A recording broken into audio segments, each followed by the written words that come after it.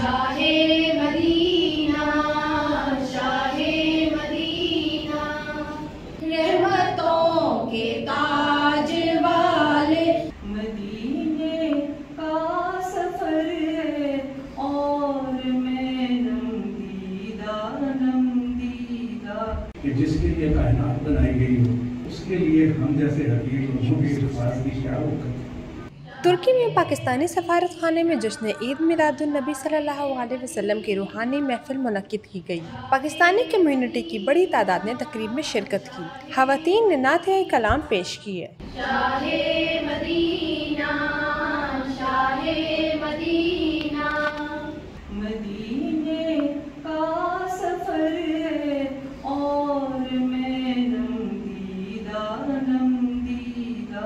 पाकिस्तान के सफ़ीर सायरस सज्जाद काजी ने अपने खिताब में कहा कि हजूर नबी अकरम सल्लल्लाहु अलैहि वसल्लम की हयात मुबारका तमाम इंसानों बिलखसूस मुसलमानों के लिए बेहतरीन अस्वा हसना है। तकरीब के एहतताम पर दरूद सलाम का नजराना भी पेश किया गया। सलावतुल्लाह अलैका, जान के काफी सहा